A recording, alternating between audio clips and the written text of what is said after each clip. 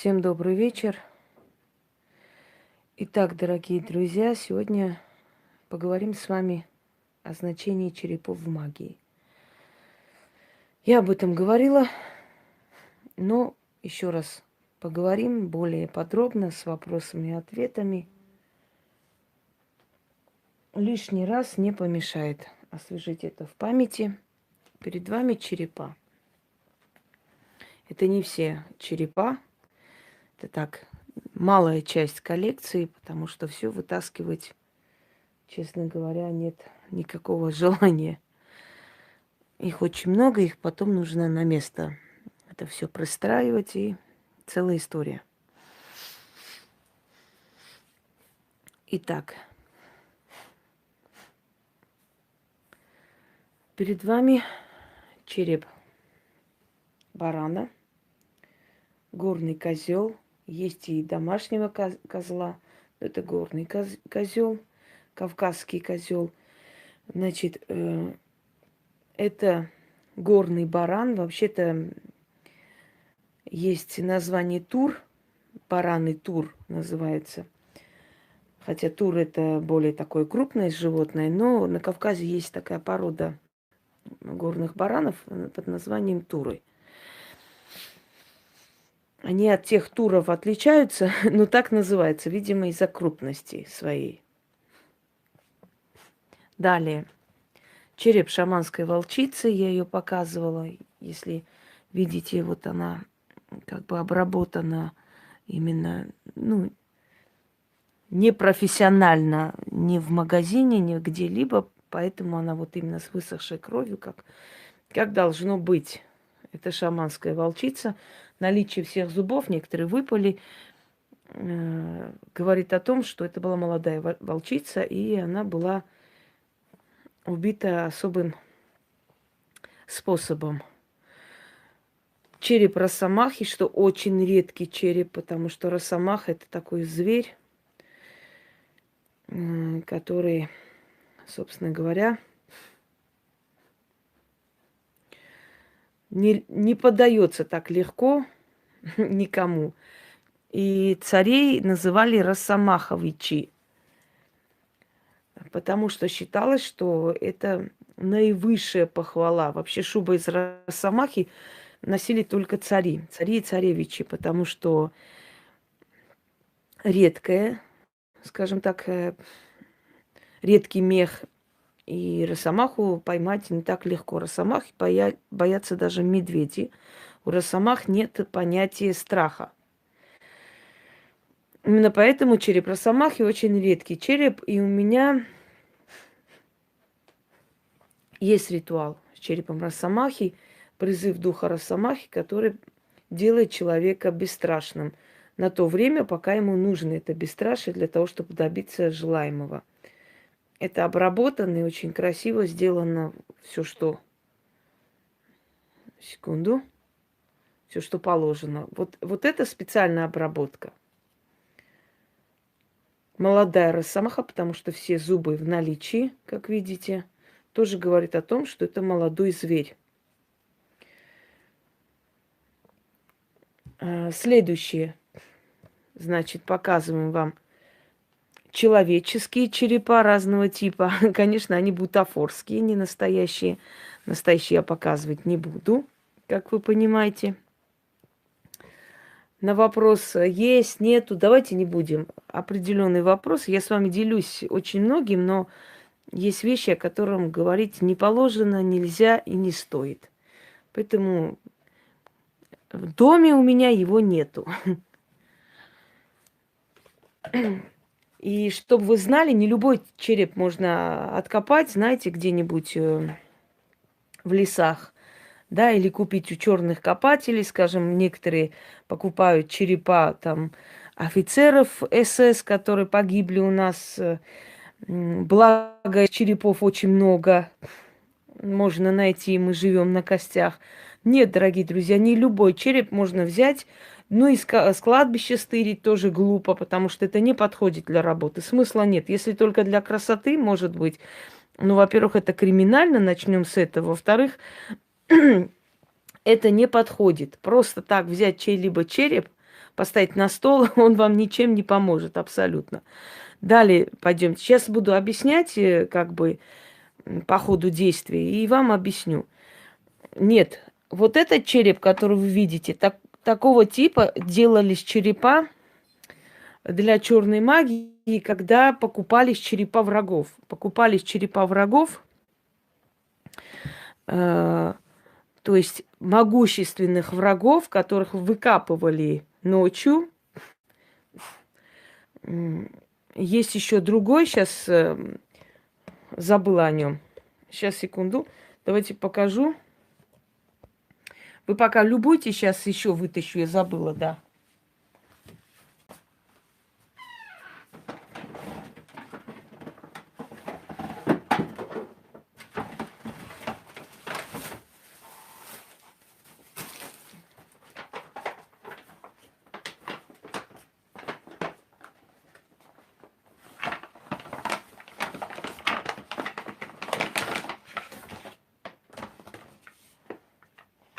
Это не вся коллекция черепов, потому что их значительно больше. Ну, пока вот так поставим, а там как-нибудь что-нибудь сделаем. Вот. Это... Одну секунду. Ой, все. Показываем. Далее. Они специально сделаны как бы состаренные специально для того, чтобы выглядело как настоящее. То есть череп сделан с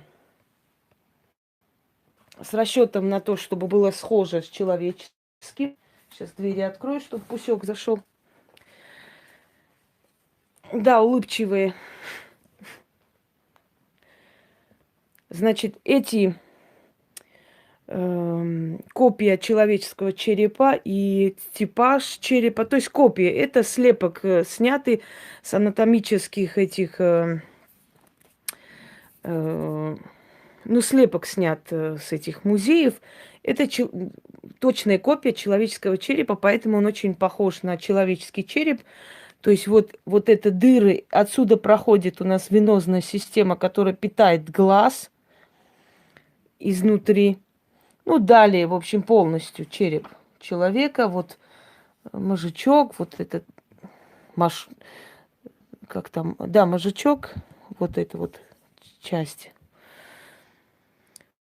Пойдемте далее. Сейчас, секунду. Значит так.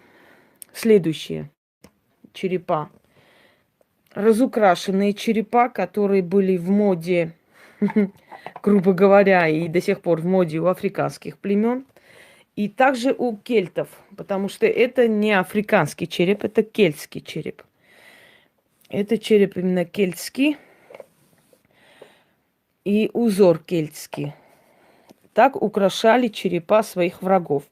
Сейчас по очереди мы придем к тому, откуда вот пришли вот эти все традиции черепов. Значит, следующий череп у нас из малахита.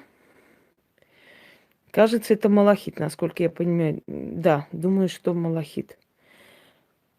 Еще есть черепа из горного хрусталя. Далее. Значит, череп, вот мифический череп некого племени, значит, мифический череп дьявола, так называли, или рогатого человека. Далее, это такой тип черепов. Сейчас просто буду показывать вам все типажи черепов, которые использовались в магии. Черепа, которые украшали в основном всякие магические атрибуты. Это у нас Харон, который перевозит всех людей через реку Стикс, река забвения, да, вечная река смерти, паромщик. И его вот эта лодка, она сделана из костей черепов человеческих, и перевозит он э, только тех, кто достоин был найти покой. Кто не достоин был найти покой, у тех они становятся украшением его лодки. Далее. Тип черепов, который вы часто видите, это украшения, это всякого рода, значит, сейчас скажу вам, свечи и прочее, прочее. Сейчас еще кое-что покажу, пока вы смотрите.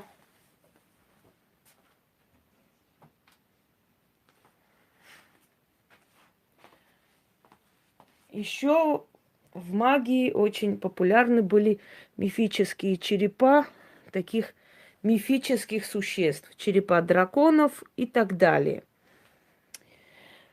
Итак, дорогие друзья, что такое черепа? Для начала начнем. И зачем они вообще нужны в магии, в культурах и в религии и так далее.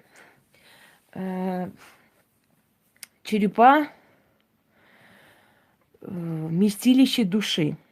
Когда в древние времена казнили людей, то есть смертная казнь была через отрубание головы.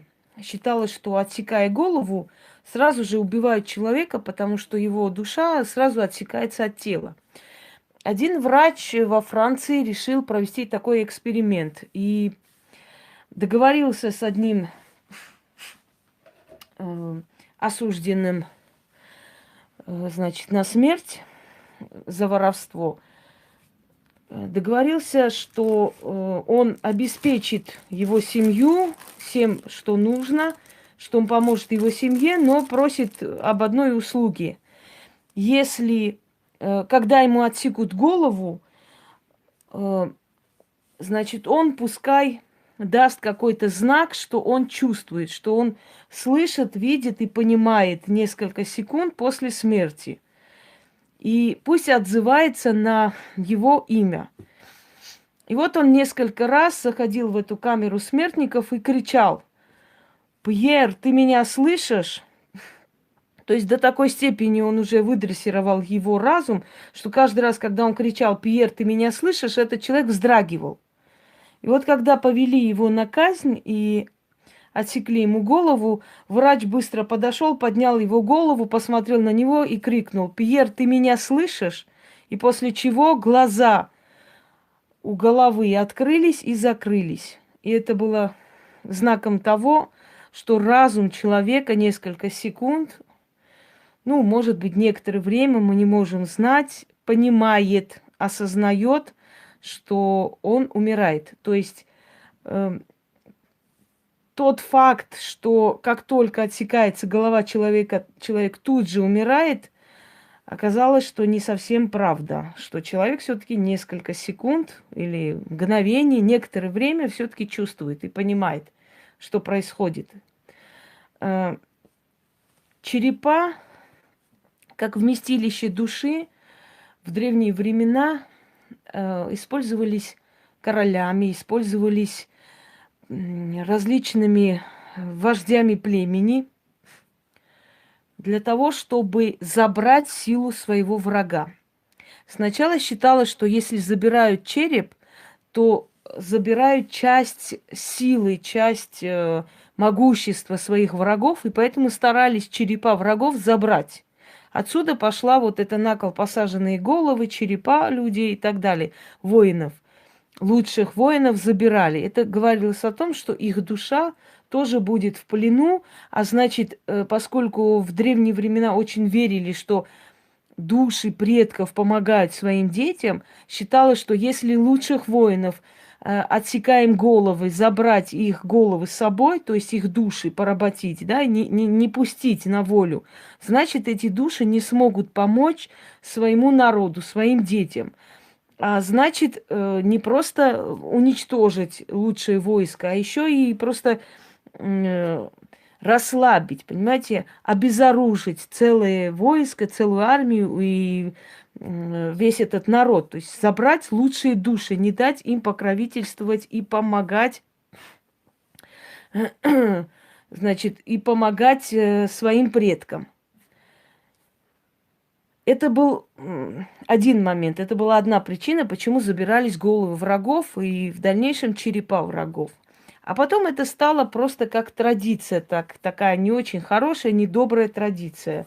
В истории Руси мы знаем такой момент, когда череп Святослава, да, нашего великого князя Святослава, череп был отсечен печенегским князем Курия, по-моему, если я не ошибаюсь, его имя.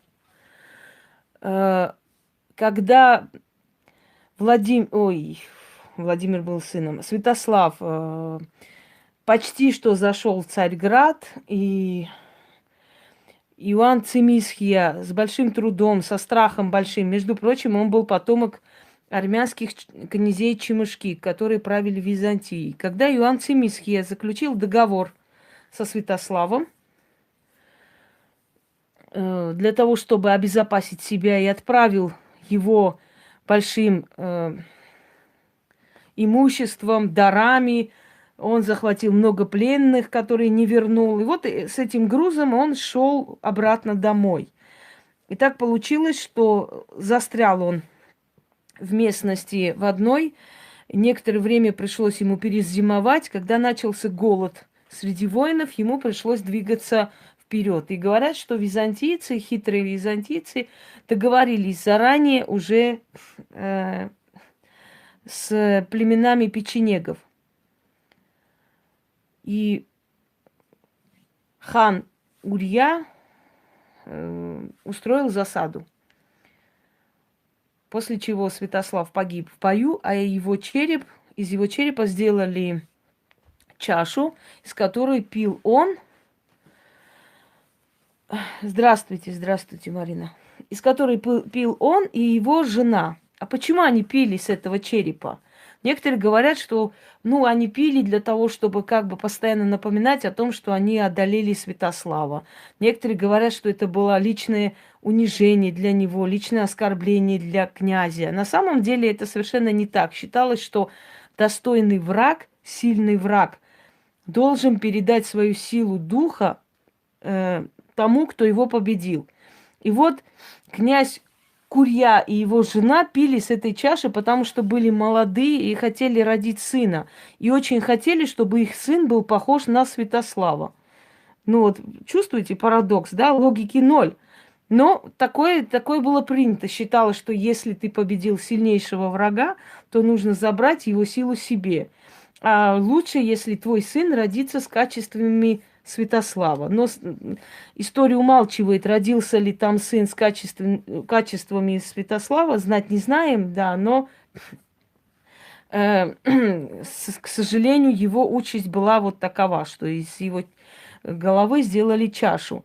И так поступали не только печенеги, так поступали многие правители того времени. Таким образом, их доставляло некое удовольствие не просто убить своего противника, а еще иметь некий атрибут, часть его тела у себя как знак своей победы, скажем так.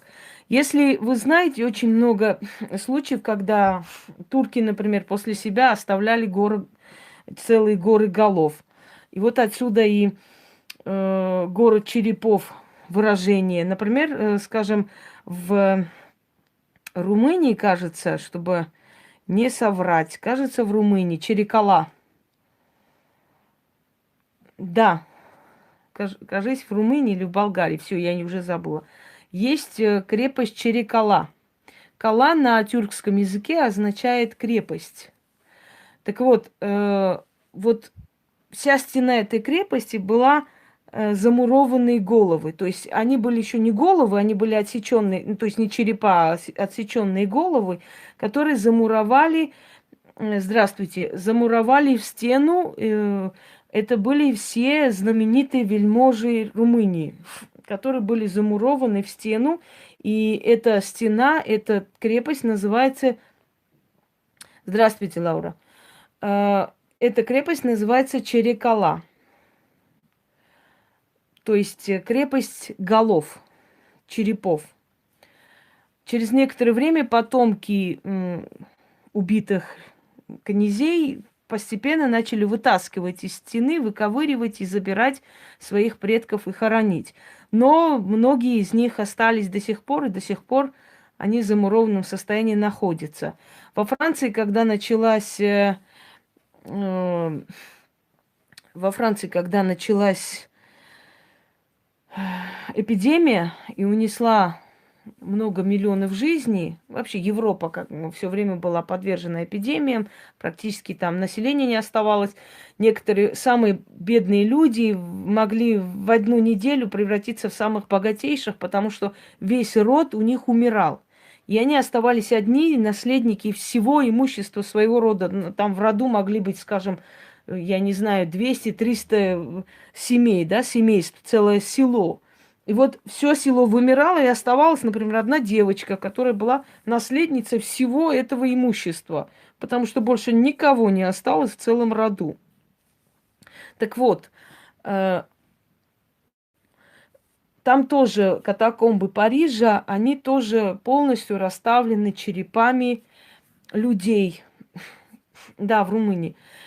Вот катакомбы Парижа, где расставлены черепа людей, и вот эта местность, вот наверху построены здания, там кафе и прочее, прочее, они все время подвержены каким-то непонятным историям. Там постоянно то аварии случаются, то убийства. Помните во Франции, когда теракт был, когда зашли, начали расстреливать людей в кафе?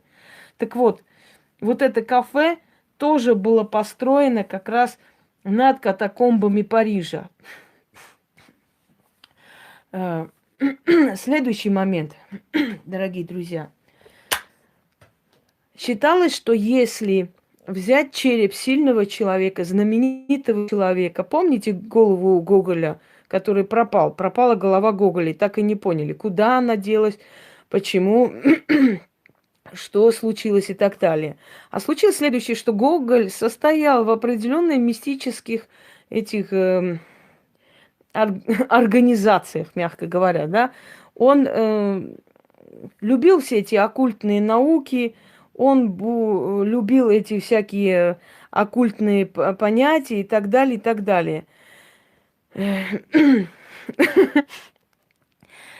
Значит, и, естественно, после его смерти его соратники, его бывшие друзья по этим оккультным наукам выкопали, забрали его череп. И для своих определенных ритуалов. Видимо, может быть, он сам просил это, мы не знаем, мы не можем знать ничего. Мы знаем одно, что Гоголь очень сильно боялся умереть, то есть, чтобы его не похоронили живьем. И потом история показала, что его живьем-то похоронили, как ни странно. Он очень просил оставить его несколько дней, пока не появится явных признаков трупного разложения, только после этого его похоронить. Он боялся жутко, что его похоронят живем. И когда выкопали, чтобы понять, что происходит, увидели, что он весь разворошен, то есть его головы нет. И что самое странное, если бы они просто пришли за головой, это другой вопрос. Было ощущение, что он, не ощущение, а именно он расцарапал полностью изнутри весь гроб, расцарапал, и вот эти клочки расцарапанной материи были на нем. То есть он пытался выбраться, он задыхался. Значит, его действительно похоронили живем. К сожалению, это так. И многих людей так хоронили. Дорогие друзья, откуда появились эти все легенды, эти все рассказы о вампирах, о ходячих мертвецах и так далее? Например, в Румынии, когда хоронили людей, то вниз спускали одну такую палку, которая прямо была, скажем, возле гроба. И считалось, что если человек был похоронен живем, поскольку, к сожалению, тогда медицина была не на самом высоком уровне, поэтому определить, человек умер или у него такой летаргический сон, или у него кома, никто не мог. Ну, нету и нету человека, все, помер. То есть дергали за эту палку, и наверху палки был закреплен колокольчик, и колокол начинал звенеть. Колокол начинал звенеть, тогда сторож кладбища, значит, бегом с лопатой начинал выкапывать гроб, и таким образом спасли людей. В Грузии был такой случай, где-то в 70-е годы нашего века, прошлого. Умерла девушка из богатой семьи. Умерла она, если помните, когда шили, вот какая-то хрень была, как она называлась, на палец надевали, чтобы не уколоться. Вот этой штучкой, значит, вышивали. И она подержала во рту, почему-то там вытащила. У женщин есть такая дурацкая, да, наперстник, такая дурацкая привычка, знаете, иглы во рту так держать, разговаривать, вот эти наперстники.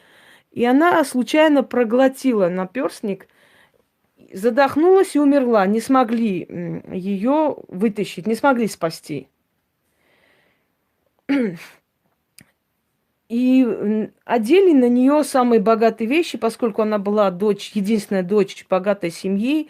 Ей надели все ее украшения, в свадебном платье похоронили. Вообще традиция была, сейчас здесь тоже, в России тоже есть традиция, когда девушка незамужняя, ее хоронят в платье, в подвенечном. То есть напоследок она уходит как невеста, потому что она в жизни это не увидела, да, не дожила до этих дней. И пришли ночью, узнав, воры узнали о том, что там похоронили вместе с ней очень много бриллиантовых колец там и так далее, надели ее очень богато, пришли ее грабить. Открыли, значит, выкопали гроб, вытащили, открыли гроб и начали вытаскивать, ну, срывать с нее цепи там и прочее, прочее. И один вор хотел всеми силами вытащить с пальца кольцо, а палец опух, и кольцо не поддавалось, оно не вытаскивалось, но, значит, кольцо было бриллиантовое, дорогое. И он взял руку, палец, положил ногу ей на живот и начал тянуть с руки этот палец. И когда он, видимо, нажал на живот, оттуда воздух набрался, ударил ей в гортань. Оттуда выскочила вот эта хрень, и она встала. Она встала, и один из воров упал намертво, а второй убежал. Значит, потом эта богатая семья этих воров одного похоронила за свой счет, а второго наградила, подарила ему большое имущество, деньги и так далее, за то, что они спасли, значит, жизнь их дочери. Она была похоронена, можно сказать, ну, живем. Вот эти все грабежи кладбищ, вот эти все выносения черепов и так далее, это имеет очень древнюю традицию. Я как-то снимала ролик, называлась... Да, снимала ролик и называлась «Ничего случайно не бывает, Ян, ничего случайно». Если бы они столько богатства туда не захоронили, никто бы не заглянул, и их дочь бы так и ушла. Значит, трагедия пирамид, когда женщины, извиняюсь, когда такая легенда пошла идиотская, что из мумий можно сделать какие-то волшебные эликсиры для молодости и так далее. Вот всегда во все времена всякое шарлатанье распространяло всякие идеи, всякие какие-то непонятные вещи, которые якобы очень полезны и нужны. Да, за это истребляет, например, амурского тигра, считая, что его лапы или его мужской орган очень помогает от импотенции. Ни хрена он не помогает никому. Абсолютно. Но амурский тигр истребляется, к сожалению. Например, еще берут рог носорога. За этот один рог убивают огромное животное, которое уже практически вымирает. За лапы, например, льва убивают льва, который столько лет поднимался до состояния вожака, и потом раз был убит просто из-за каких-то капризов человека. И ничем это не помогает. Но, к сожалению, хочу вам сказать, что да, магнит и ложку тоже привязать, и очень будет хорошо. К сожалению, вот эти легенды распространяются людьми не самыми добросовестными, не самыми честными, а вообще сказать шарлатанами, которые таким образом помогают людям якобы вылечиться, излечиться. Если помните слово шарлатан, идет, то есть свое начало берет от имени якобы врача, псевдоврача Шарля Латаля, который лечил, значит, слепоту. Он лечил глаза. А как он лечил глаза? Ударом, жутким кулаком, ударом по глазам. Оказывается, что когда ты бьешь в глаз человеку сильно, то есть напрягается глаз, со всей силы напрягается, и вот это вот хрусталик глаза резко оживляется, и все, что вот весь свой потенциал показывает, сразу открывает. И человеку кажется, что он хорошо видит. Вот так вот он лечил глазные болезни. Люди приходили, он этими ударами пробуждал их зрение, они сразу резко начинали хорошо видеть, благодарили, оплачивали. Через несколько дней это все пропадало обратно и становилось еще хуже. И вот потом этого врача так и не нашли нигде. А вот слово шарлатан осталось в веках, как, скажем, да, умный парень, как определение обманщика, плута. Значит, дорогие друзья, это первый вариант, первый момент, который использовался в культурах. Череп как переносчик силы человека. То есть брали в плен душу лучших воинов, чтобы они не могли помочь своим потомкам, своим детям победить в этих битвах. И тем самым как бы обескровливали весь народ и побеждали. Это первый вариант, почему это делалось. Потом это забылось, это превратилось просто в какую-то, скажем так, традицию, обычаи победителя забирать черепа воинов. В традиции, значит, магии. В традиции магии череп считался вместилищем души. Череп человека забиралось не у каждого человека, скажем так. Во-первых, этот человек должен был быть молод, этот человек должен был уйти в мир иной особым способом. Он должен был быть, например, убит в молодости. И он должен был быть кем-то в этой жизни, личностью, чтобы его душа, его сила служила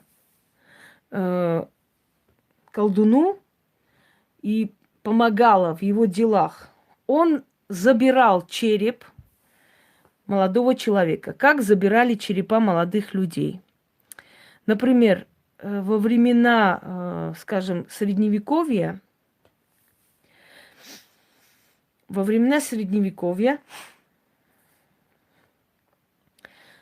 платили палачам для того, чтобы принести, чтобы он им принес череп преступника. То есть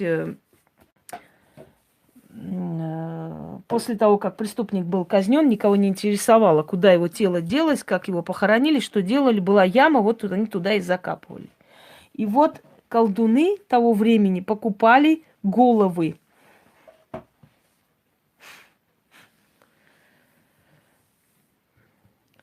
Покупали головы преступников, казненных, которые были молодые, сильные. Я об этом говорю, я сейчас не про тело говорю, совсем по-другому. И имейте, пожалуйста, уважение. Я вот сейчас как раз хочу предупредить всех подряд, когда вы задаете вопрос, будьте добры, во-первых, пишите «Здравствуйте», можно спросить, подскажите, пожалуйста, и так далее. Вас культуры никто не учил, а то захожу, смотрю вопросы. А что делать потом? А что это такое? А как, куда, чего? Вас не учили, вы взрослые бабы, вам по 50 лет. Вы не умеете ни здороваться, ни спросить по-человечески. Просто захожу и читаю. А вот как еще потом надо делать? И что еще надо потом делать? А что? Вы не с пещер, в конце концов. Вы взрослые женщины. Научитесь спрашивать по-людски. Потом пишут, о чем молчим, о чем мне не отвечают. Понимаете, колхоз. Колхоз колхозный. Закупались головы преступников, потому что это были молодые люди, энергичные люди, как правило, убивали,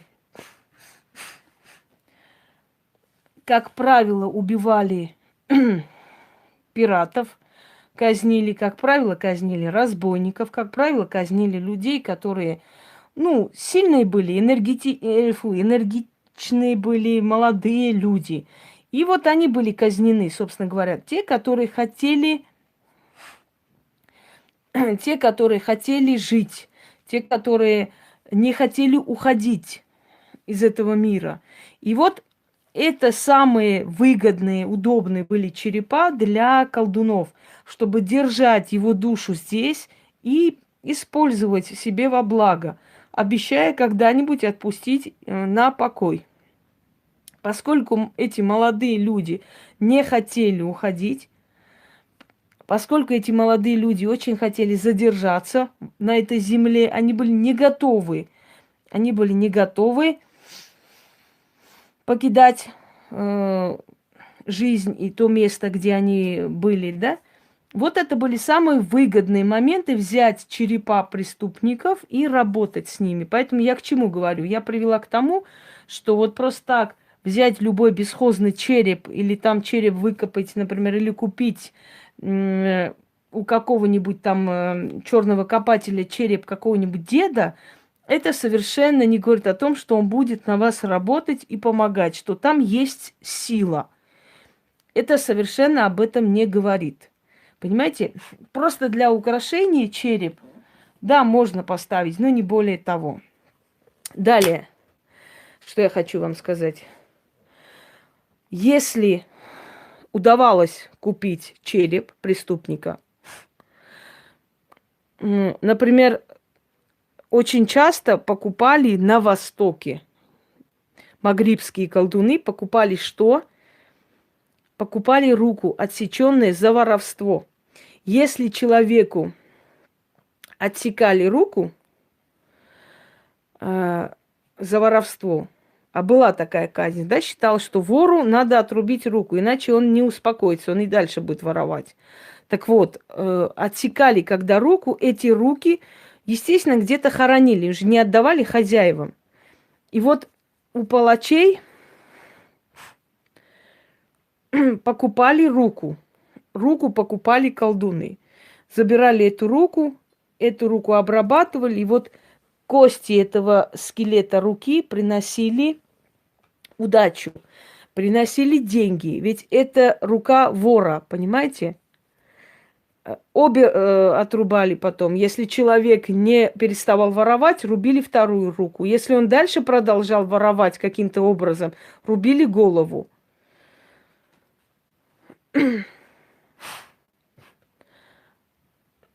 И вот эта рука тоже считалась приносящей деньги и удачу, потому что эта рука воровала, забирала эти деньги, понимаете?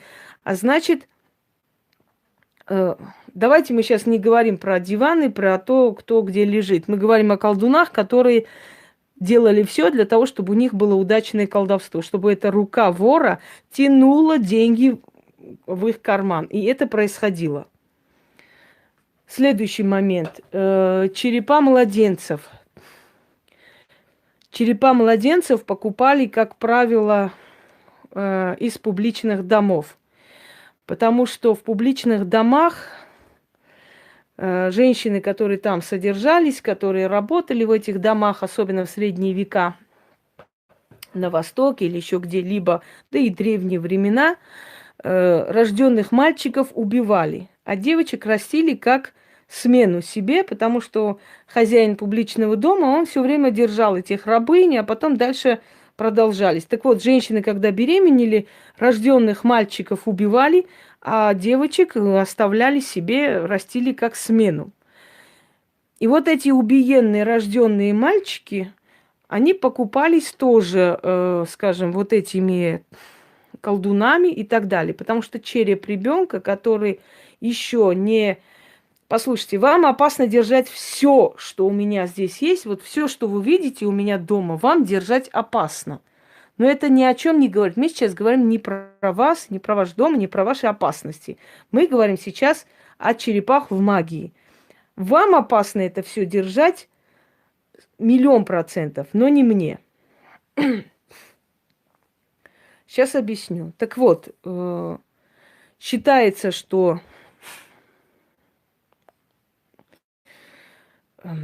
Все, сбили.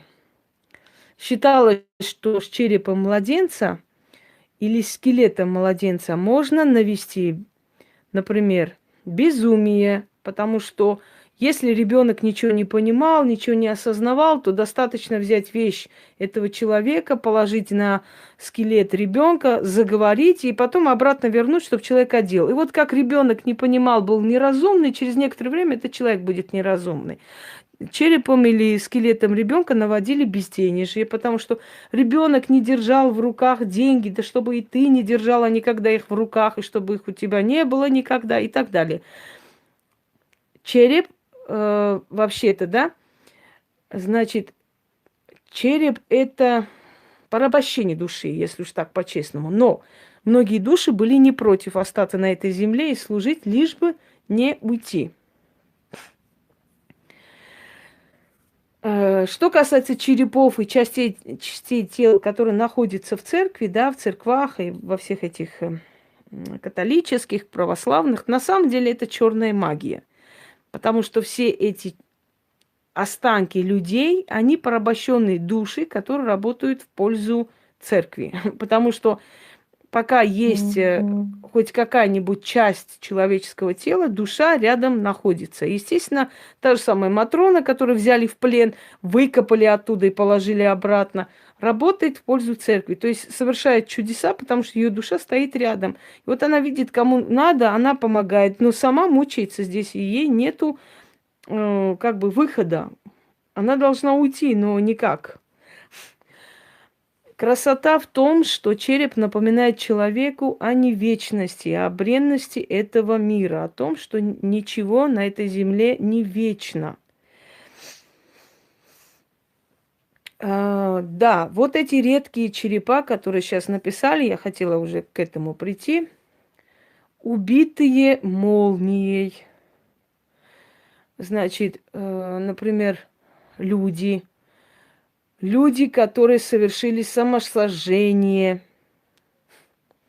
люди, которые, ну, в общем, погибли какими-то мистическими способами непонятными, они считались очень сильными. Считалось, что эта душа настолько усилилась, что практически стала как бы ровня божествам. И вот эта душа, если она будет содержаться где-либо, она будет помогать людям во всех вопросах. Мучаются ли души? Дорогие друзья, если череп просто держит дома человек, там нету души.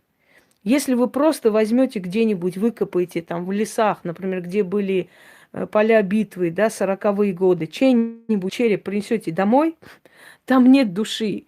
И душа этого человека с вами туда не придет, потому что как только не становится мясо, остаются одни кости у человека, душа его уходит сразу же. Его душа покидает тело. Ой, не тело, могилу, извиняюсь, то место, где похоронено тело.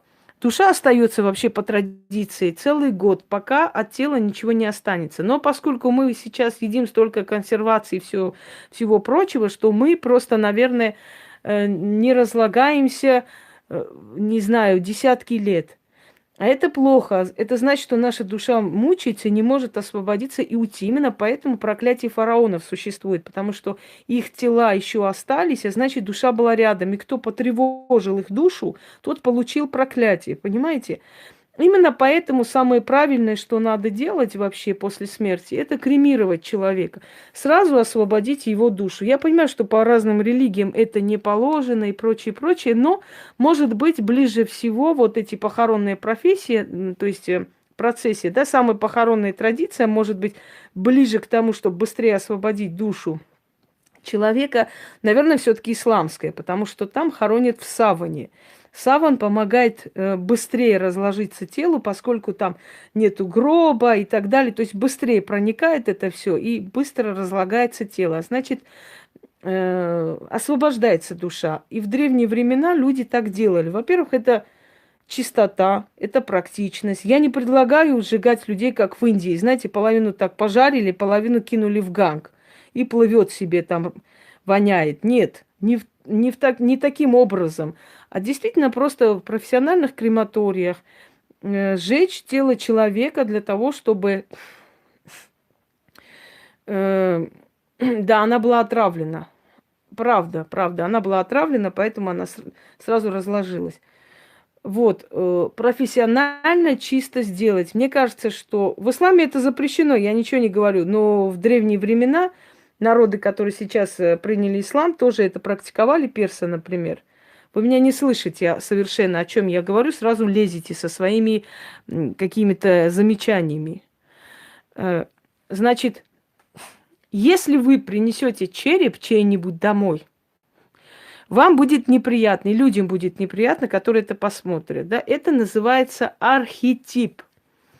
Это архетипы, то есть это принятые нормы, которые генетически нам передаются. То есть череп – это нехорошо, некрасиво, это бесчеловечно, у каждого человека должен быть свой покой и прочее, прочее. Хочу вам объяснить одну вещь, что выкапывая череп человека или скелет человека, или просто кости человека, вы не нарушаете его покой уже. Вот если вы выкапываете тело, если там делают эксгумацию и так далее, да, нарушают покой тела. Но когда от тела остались одни кости, покой не нарушается, их уже там нет. И вот даже если эти черепа вы принесете и расставите как банки у себя на этих полочках, поверьте мне, ни один из них вам и не поможет, и не навредит. Ну, единственное, если, может быть, и разозлите вы потусторонний мир тем, что вы неуважительно относитесь, скажем, к останкам, да. Это единственное, что вы сделаете. Но, о боже мой, меня еще и божеством назвали, как приятно, но от меня это далеко, не нужно мне эти названия. Я очень далека от божества. Так вот, дорогие друзья, почему вот какие черепа опасны, какие черепа нужны для того, чтобы работали в магии? Сейчас я вам объясню. Вот смотрите, берется череп преступника, покупается, заранее договаривается с человеком, с палачом, например. Он отсекает голову человека, толпа обрадовалась, все, он получил свое наказание, и вот этот берет череп. То есть он еще пока не череп, это голова. Он забирает эту голову и обрабатывает. Вы уж извините за эти подробности, но он это обрабатывает для того, чтобы остался один череп. Но пока он обрабатывает череп, его... Так, все закончили вот эти вот малышка и прочее, прочее. Это, такой херней тут не занимаемся.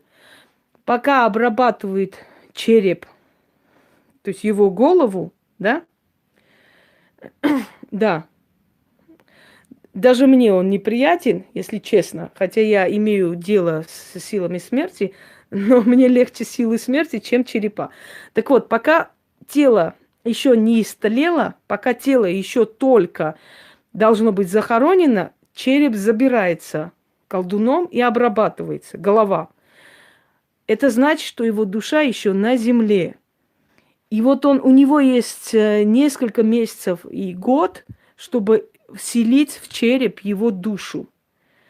И тогда уже вселенный в душу череп начинает работать, начинает помогать колдуну, начинает подчиняться его воле. Понимаете? Вот только такой череп силен, и только таким черепом можно работать, считая, что там находится настоящая душа человека, того человека, который был убит. Теперь, да, бедный Йорик. По такому же принципу делаются и шаманские черепа. По такому же принципу, ну, есть, Елена, есть зловещие дебри магии. Когда люди хотят в магию, и некоторые люди представляют магию там какими-то там бусинки, птички поют, я не знаю, бабочки прыгают и так далее. Мне таких людей жалко, мне смешно вообще наблюдать за такими людьми, которые создают школу магии, при этом не объясняя людям, что магия – это самые зловещие дебри, которые можно себе предположить, потому что это работа с потусторонними силами, это работа не самыми добрыми силами, которых мы просим уйти из жизни человека, оставить человека и так далее. Понимаете, это опасно.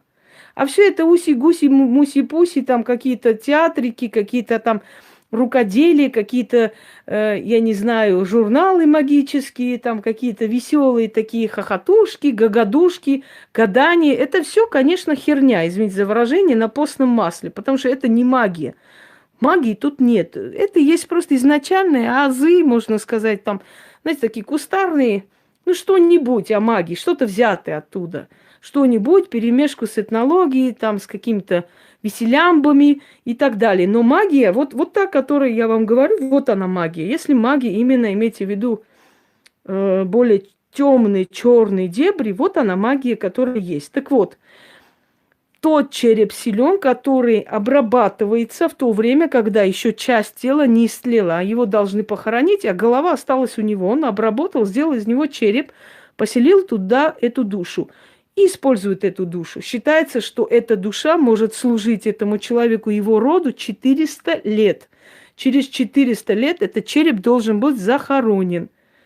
То есть душе дают покой. Он 400 лет должен служить колдуну. Ну, если он решит раньше его захоронить, там отпустить, значит, раньше отпустит, собственно говоря.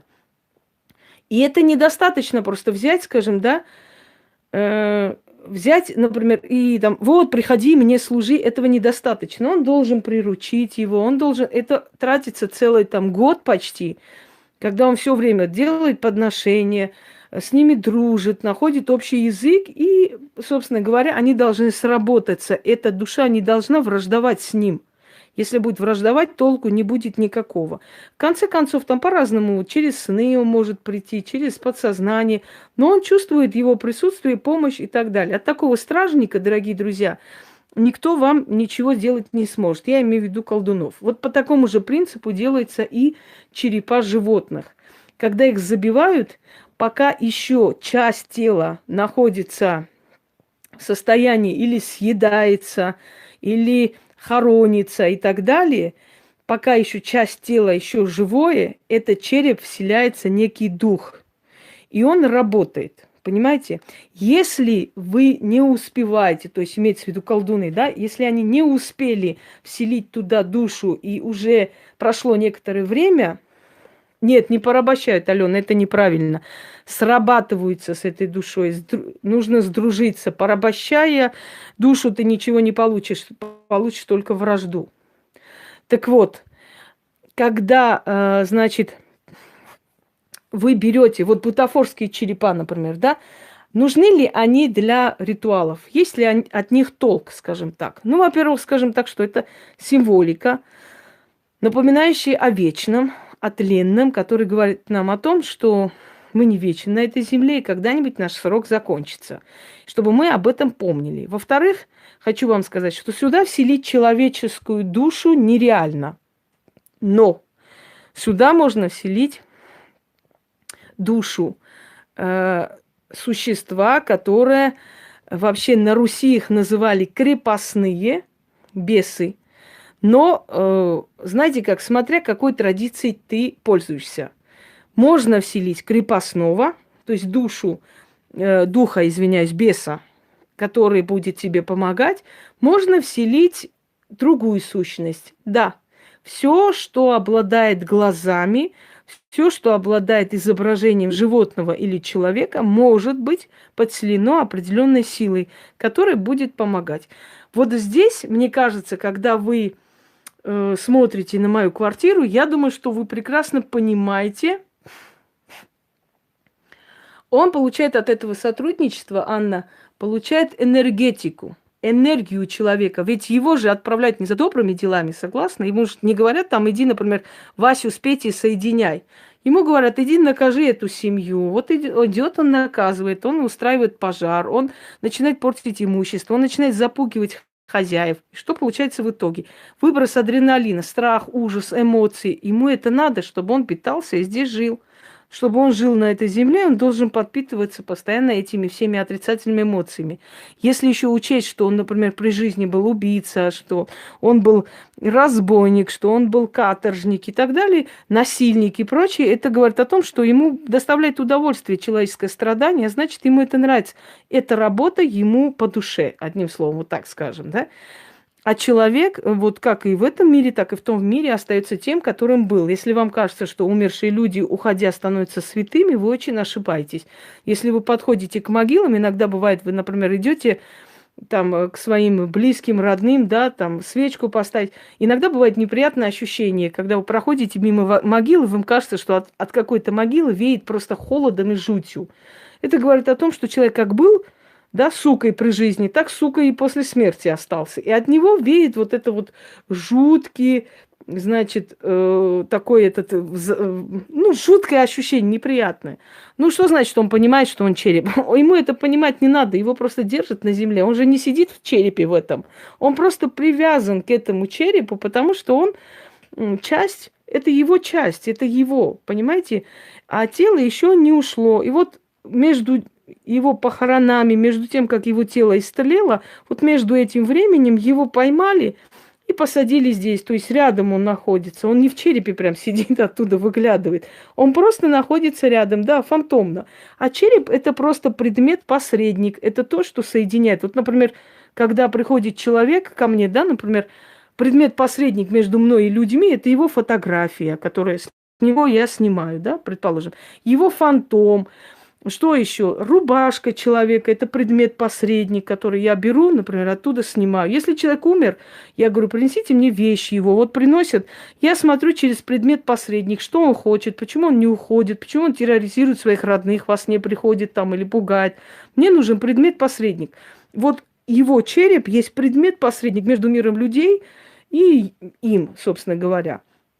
Дорогие друзья, традиции вообще использовать души для чего-либо, хочу вам сказать, что традиция для чего-либо использовать душу пришло еще и из более архаических времен. Считалось, что темные духи очень хотят обязательно человеческую жертву. Поэтому обязательно нужно было приносить человеческую жертву, причем мучительную жертву, для того, чтобы черные духи, например, не мешали городским жителям там хорошо жить в этом городе, для того, чтобы не разрушился мост. Ну, например, город Копенгаген, стена города Копенгагена все время рушилась. И вот один колдун сказал, что духи требуют душу ребенка. Они начали думать, как бы это сделать, и вот привели, это факт из истории, привели бедную девочку, которая голодала, посадили ее за стол, значит, посреди вот этой стены, дали ей сладости, вкусности, и она пока ела, эти мастера спокойно, хладнокровно возвели стену вокруг нее и замуровали ее живем там. И после этого стена города Копенгаген больше не падала.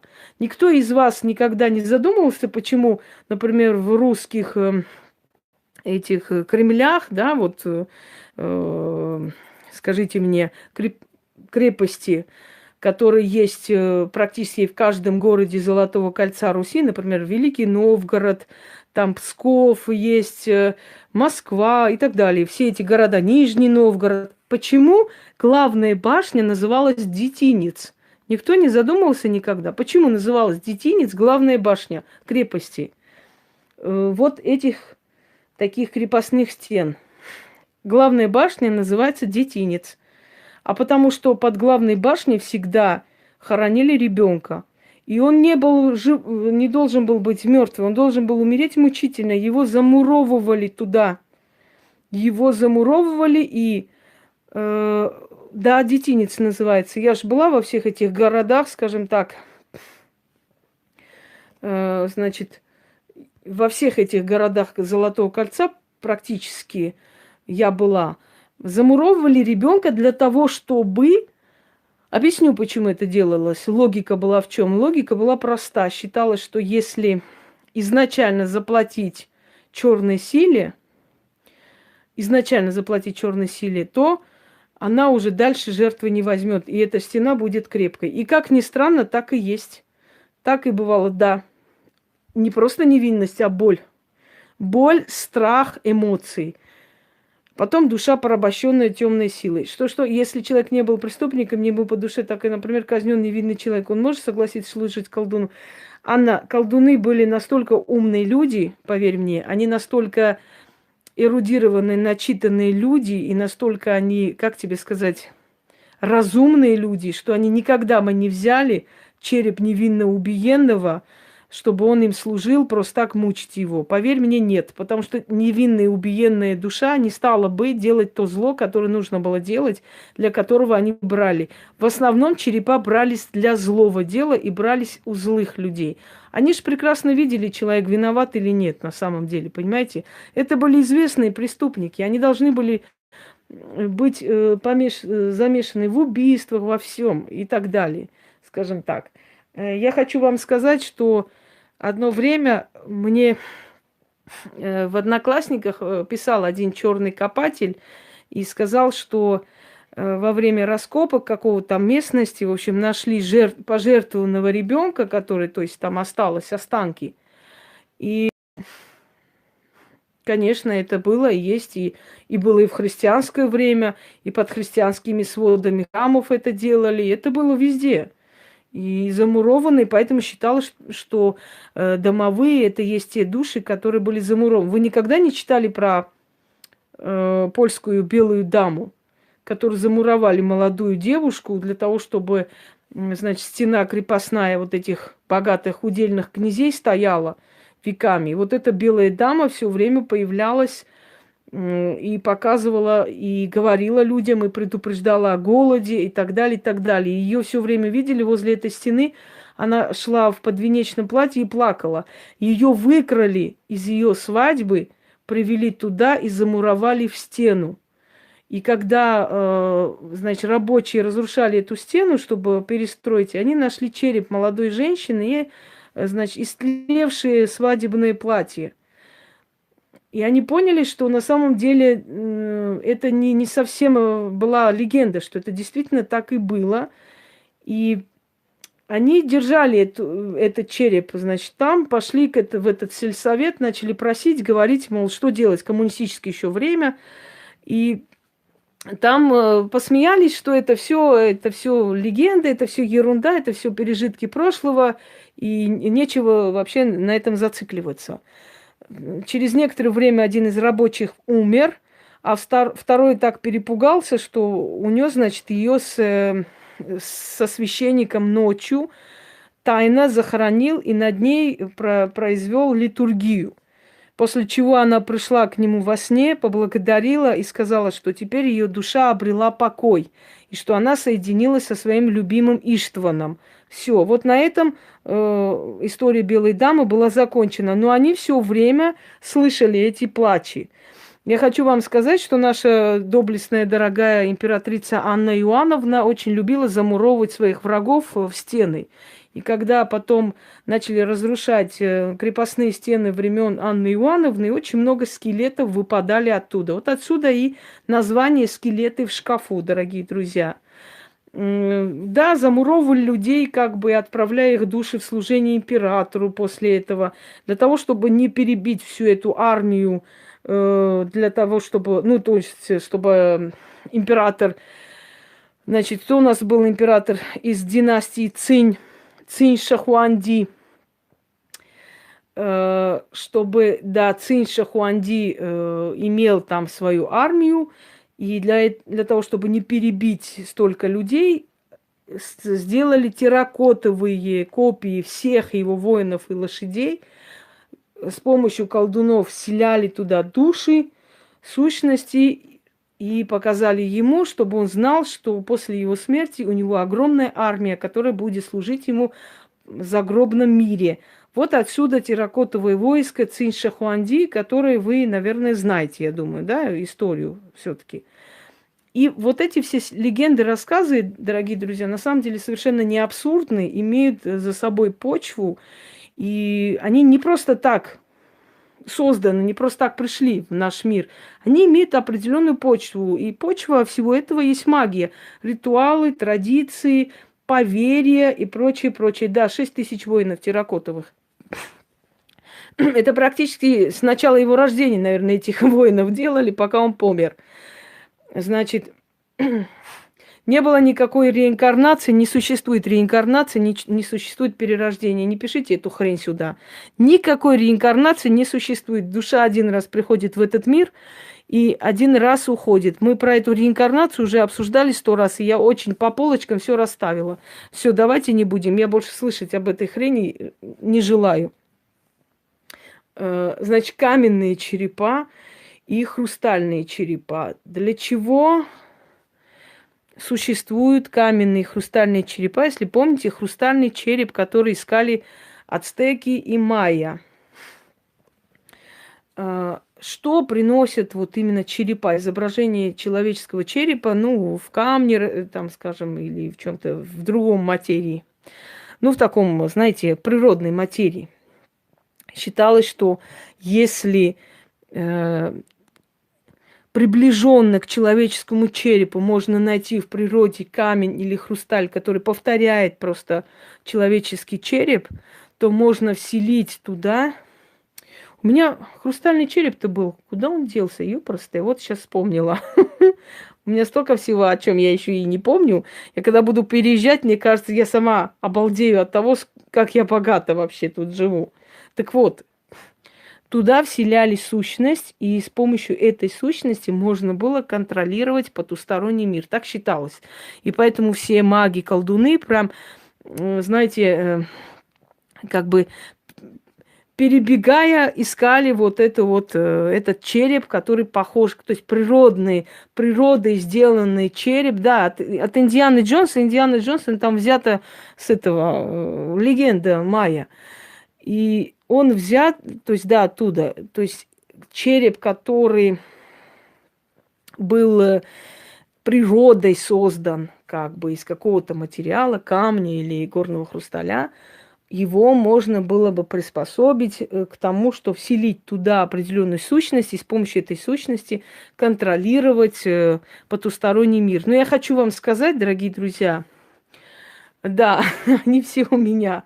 Хочу вам сказать, что для того, чтобы быть сильным в этой жизни, да, быть в магии сильным, не обязательно какие-то черепа искать и какие-то сверхъестественные атрибуты. Они, конечно, хорошо, что есть. Это приятно, когда у тебя есть старые вещи, там очень сильные вещи и так далее. Но не обязательно для этого полжизни посвящать, чтобы искать какие-то черепа, какие-то атрибуты.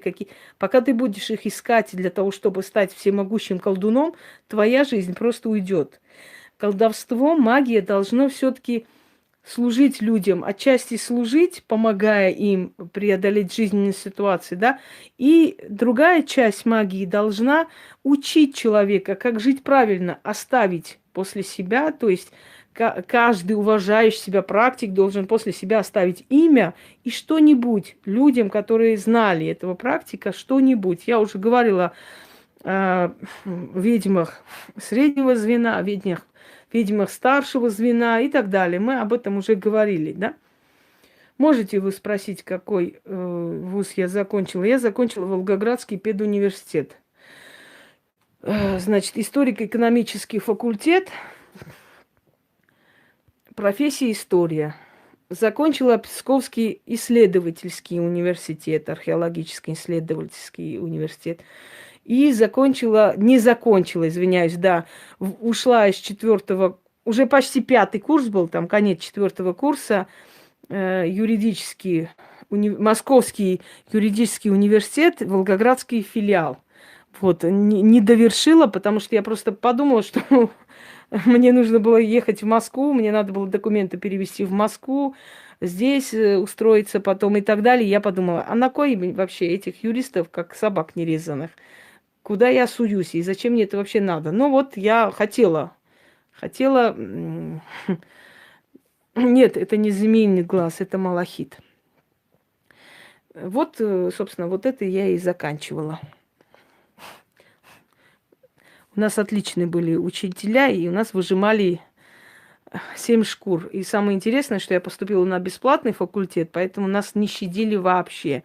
То есть мы зарплату им не платили, зарплату платили платники. К ним было особое отношение. Но вы знаете, что я хочу вам сказать? Как бы там ни было, их они держали для зарплаты, нас они учили, скажем честно. Потому что им невыгодно было, чтобы платники уходили, платники им давали зарплату. Чем больше, там, тем больше прибавлялось, значит, к зарплате лектора. Но, м, но нас учили очень строго. Поэтому я им благодарна. Они мои знания направили в правильное русло, скажем так. Итак, есть ли, дорогие друзья, у вас вопросы? Я слушаю теперь. Вот я все рассказала, теперь я слушаю ваши вопросы. Доброй ночи.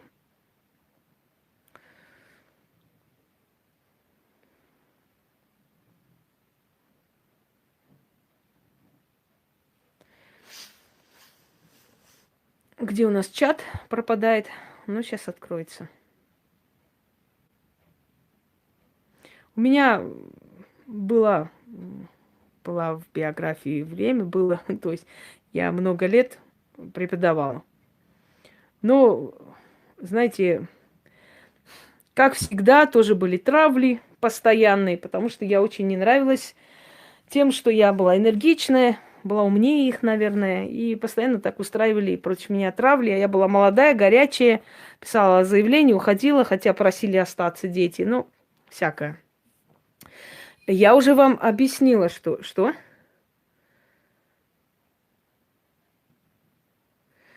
В детстве каждую весну река вымывала черепа, кости человеческие. А где это? Это, наверное, после военных лет, да? Да, это, конечно, не очень хорошо, и нельзя было это делать. Сейчас скажу про фото тоже. Это были мифические существа. И в древние времена действительно находили таких людей, рогатые черепа. Но это, естественно, не настоящий. Вы говорите, настоящий череп. Ну как он может быть настоящий? Нет. Это такой, скажем так, бутафорский череп. Но в любом случае интересный, красивый. Ну вот, посмотрите дальше. Значит, черепа в африканских ритуалах несут точно такой же смысл. Там тоже берутся черепа врагов, считая, что поработили их силу. Сейчас скажу, что поработили их силу и используют во благо себе, но там черепа в африканских ритуалах, таких народных, используют для того, чтобы направить силу, душ умерших для защиты племени, помощи племени, как заступники, одним словом, как мост между богами и людьми они служат, скажем так.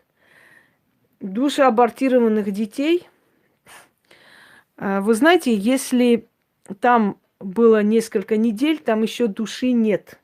Душа не успела прийти и вселиться туда. Но если ребенок был большой и был абортирован, этот ребенок, его душа уходит обратно туда. Я помню, одна баба, да, по-моему, Полынь у нас целую индустрию создала, отмолить душу, значит, нерожденных детей. Мне было настолько омерзительно, когда люди, знаете, делают бизнес, и настолько женщины должны быть тупые, чтобы идти отмаливать от чего? Отмаливать душу от чего? Душа пришла, абсолютно невинная ушла. Да чего его отмаливать, я не могу понять. Что она сделала, чтобы его отмаливать? Значит, следующее. Что делать женщинам с этим? Женщинам с этим жить и не повторять своих ошибок. Если они сделали это вынужденно, потому что некуда было им деваться, либо нельзя было рождение ребенка, потому что их здоровье вредило, а другие дети могли остаться сиротами, и мать пошла на такую жертву, вы знаете, потусторонний мир и духи, они разумные, не нужно их представлять какими-то тиранами. Они разумные, они прекрасно видят человеческие мучения, они видят, что у человека не было иного выхода, выбора, и человек пошел на такой шаг. Не нужно себя убивать. Значит, так уж получилось. Значит, так должно было быть. Значит, этому ребенку было не суждено жить. Живем дальше. И не терзаем себя за то, за что терзать не надо. Пойдемте далее. Что там еще?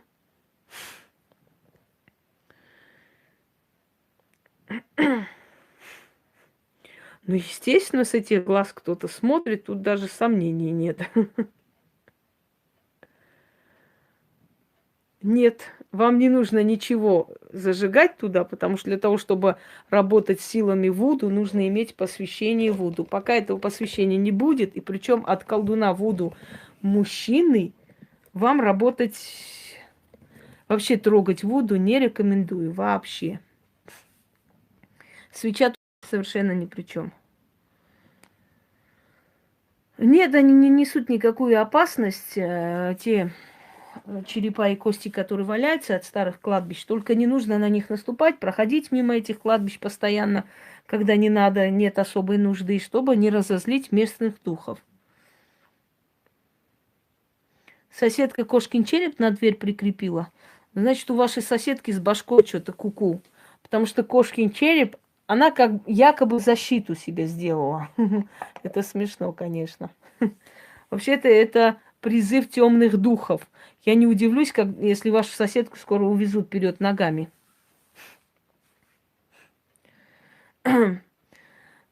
Камила, вот эти черепа, они все с магазина. Ну, вот эти вот бутафорские. Это шаманские черепа. Это мне Яна отправила, это горный козел. Это шаманские черепа. Это тоже Яна отправила. Ну, там уже специально такой есть, скажем так, магазин, который этим занимается. Ну, значит, рисунки, черепа и так далее, все эти символики смерти, которые ваши дети любят одевать, берете и выкидываете к чертовой батюшке. Почему? Потому что любой символ смерти призывает смерть, дорогие друзья. Если прадед был колдуном, имеет ли это влияние на отпрысков? Ну, не пишите хрень. Если прадед был колдуном, обязательно кто-нибудь из отпрысков будет колдуном, и больше ничего.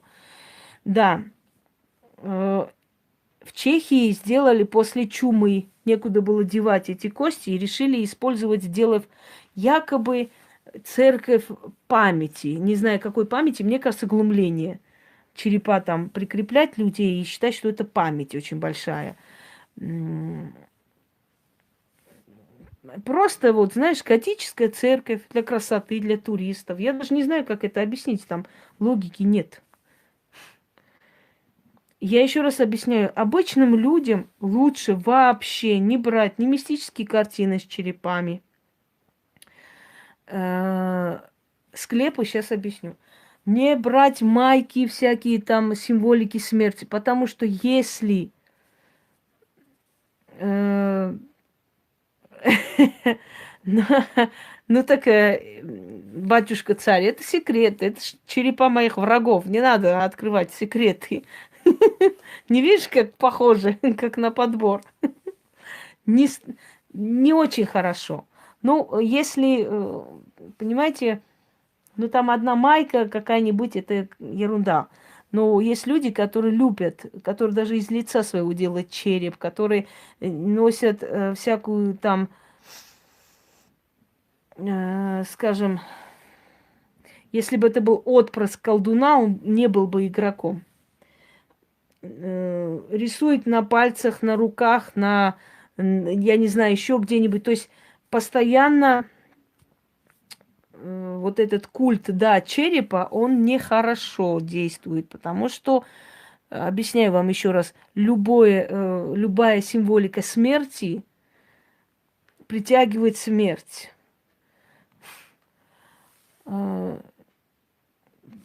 Всегда была модна символика смерти, не только сейчас, и особенно вот эти субкультуры. Да, да, это точно. Это точно.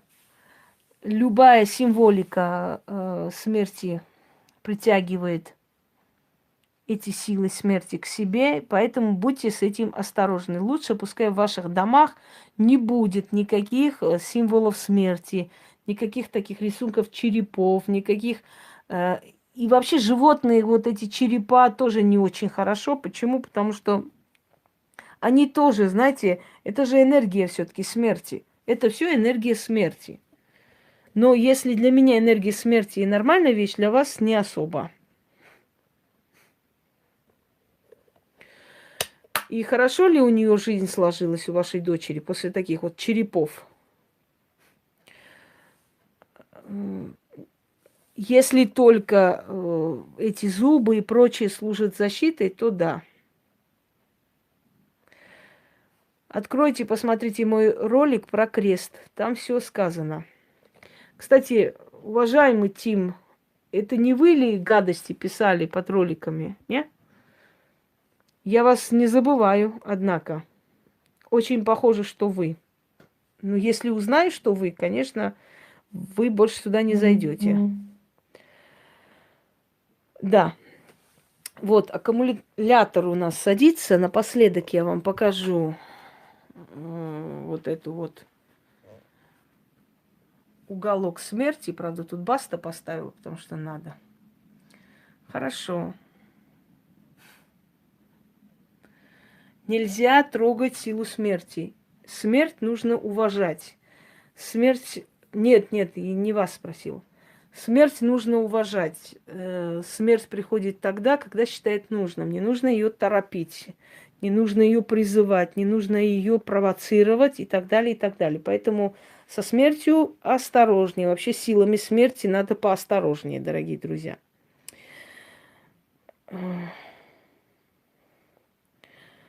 Нет, не отразится. Просто так назвать имена просто так не отражаются. В смысле, где это белые круглые? Ничего не пойму.